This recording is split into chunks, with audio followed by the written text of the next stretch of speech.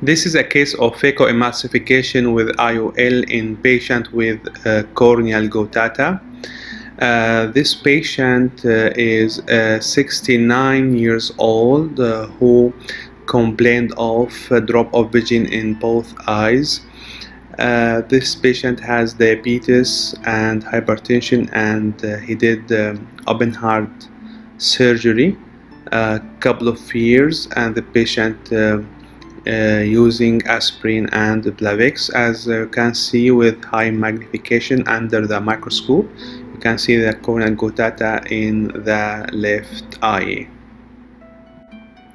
The vision of this patient for both eyes, it was 2400, and he has bilateral corneal guttata with significant nuclear cataract in both eyes and diabetic retinopathy. This patient was treated firstly by the retina consultant. He did for him intravitreal anti-VEGF injection 1 week before the cataract surgery. Then he sent the patient to me. Specular microscopy was done for both eyes before starting the surgery of the phacoemulsification, and it revealed that there is severe loss in the endothelial cells of the left eye. The cell density for the right eye, it was 2272, and for the left eye 872.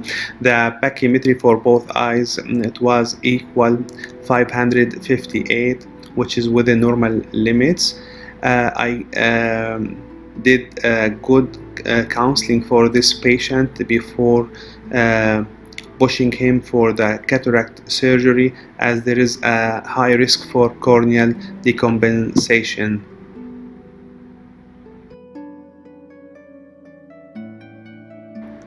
As this patient is at high risk for corneal decompensation, so there is many crucial tips to follow during your surgery. It's very important to use the dispersive viscoelastic material to protect the endothelium of the cornea, and also to decrease the time of in and out from the anterior chamber. You can see now I did the hydrodissection. You can see the wave, and then I re-inject the viscoelastic, which is dispersive, also to lift the cortex and the epinucleus away from the nucleus. And it's very important to be sure that your hydrodissection is complete and your nucleus is rotated.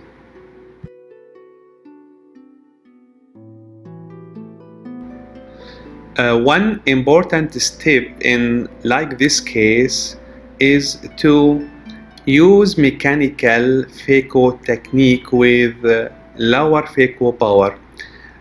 This technique, like a chop technique, vertical or horizontal. As you can see in this video, I'm using the horizontal phaco chop technique, holding the nucleus and go by the chopper behind the nucleus and do chopping. Then you can hold the piece and chop again and emulsify.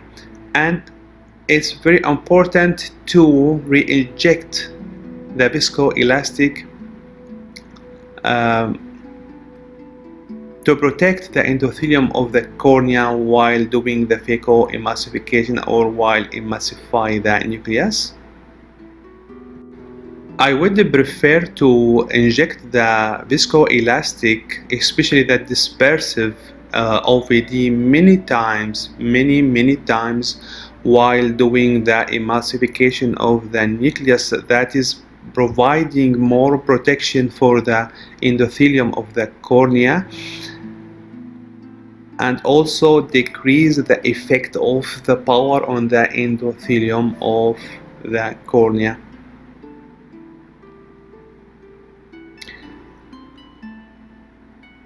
Avoiding the in and out by the instruments during the emulsification, also it is a crucial tip while doing phacoemulsification in such like cases.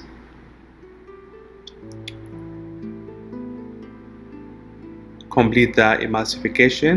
Now the nucleus was emulsified and everything done very well. Now the time for removing the cortex using the bimanual irrigation aspiration. There is no special instructions while doing the cortical removal.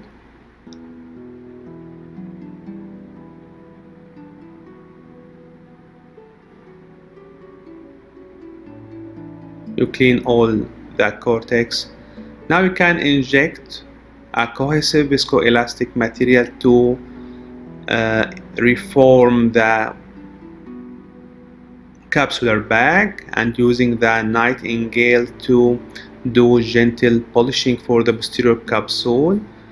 Then you can implant your lens. I'm implanting the hydrophobic single piece, a preloaded IOL, then do centralization, and finally you can remove the viscoelastic. It's very important to remove all viscoelastic from the anterior chamber, and trying to avoid, it's very important to avoid high intraocular pressure after the surgery. That may lead to more stress on the endothelium of the cornea and can lead to corneal decompensation.